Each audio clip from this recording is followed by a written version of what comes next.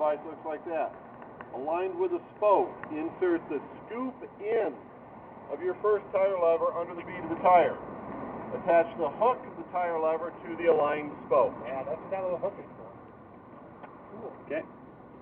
I'm a minimalist, so I do not have my second tire lever. Well, I do here in my kit. Okay. You know, I got to save that weight. Now you're going to see how the cool It's kid kind of like is. 1 gram, really. Whew. Yeah. Actually, I probably handed it to somebody. So normally we'd have that hook. We'd hook the second one here. 3 to 5 inches away. Okay. Move ahead. Insert the scoop of the second tire lever and pry the edge of the tire, also called the bead, off the rim. The bead of the tire. If the tire is old, you can probably take the tire off the rim with your thumb, so the whole tire. The newer the tire is, the harder this part is. Correct. Now, they kind of say this in the handout, okay, but when I'm on the road, this is what I do. I get halfway off, I pull my tube out, but not off, okay? At this point, I take my hand pump, in this case we will use the floor pump, and I insert a little bit of air in here. And the reason that I do that is now I want to find out where my flat is, okay? And I look over here, and sure enough, that rattlesnake got me. I got 2 holes in here, okay? That's a classic snake bite pinch flat. Uh-oh.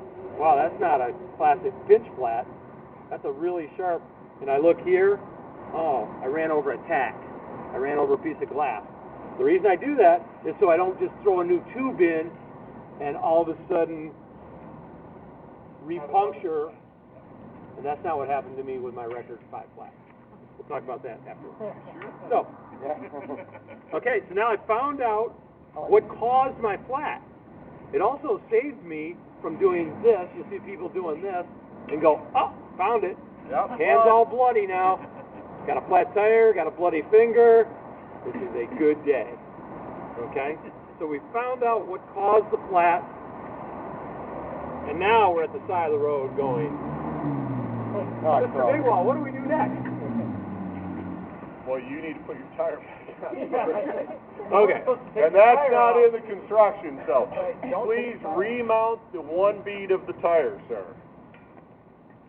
And align the decal on the tire with the valve stem hole. It helps you find your flat. It's also politically correct, and a lot of times your PSI will be at that, so you don't have to search around. So, okay. Halfway on. Halfway. I got it halfway on. Okay.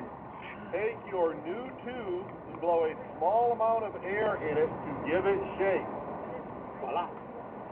Wow. Good shape. Insert the valve stem into the hole in the rim and feed the tube back into the tire. Using your thumb as much as possible. Okay. This is pretty easy. Now what do I do? For the second bead, start at the valve hole. The second bead is the one that's not mounted right now. Start at the valve hole and push the tire onto the rim with both hands. Okay. Now, if you go onto YouTube or do any other videos, everybody's going to tell you a million different ways.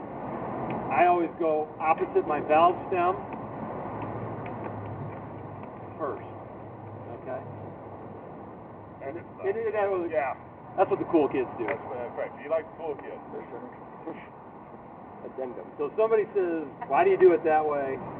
If you're having trouble with the last bit of tire, start a few inches before the trouble spot and use the heel of your hand, not your thumb, to push the tire onto the rim. This is where if you have somebody with you, you say, can you please help me get this? Please. Please, this is the hard part. If you have to, use your tire lever, but really try to avoid that. See that? We got that? Because again, you can pinch flat it again. Exactly. Been there and done that. Okay.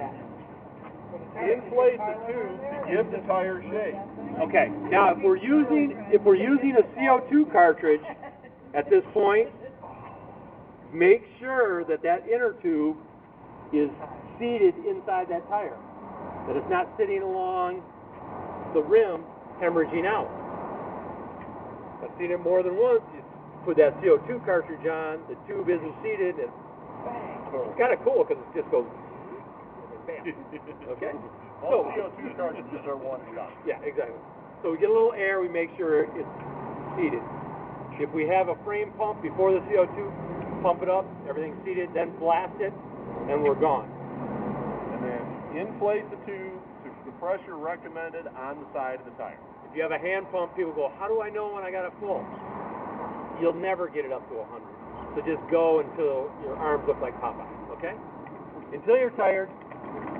Well, you can use Pump. the other tire, correct? Yeah, just pump until you're Squeeze tired. the other one. Squeeze one, squeeze the other one. If they're not closed, keep going. Okay. Let me show you just a little thing on the frame pump.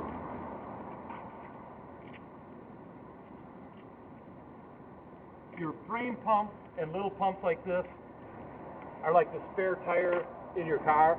It's for an emergency only. Okay? You know, people go, do you have a pump? Yeah, I got a pump. Okay.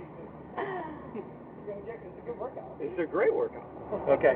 When we're using a small frame pump, and these are really for an emergency only, okay, don't sit here and hold it like this because you'll break your valve stem off. Okay? So hold the valve stem with one hand. Okay? If you got a really good friend, I'm Mr. D. Oh. What do you want me to do? I want you to pump. I want you to do it. There you go. It's just fun. Now we're having fun. Okay, come on, buddy. Okay, there you go. Okay.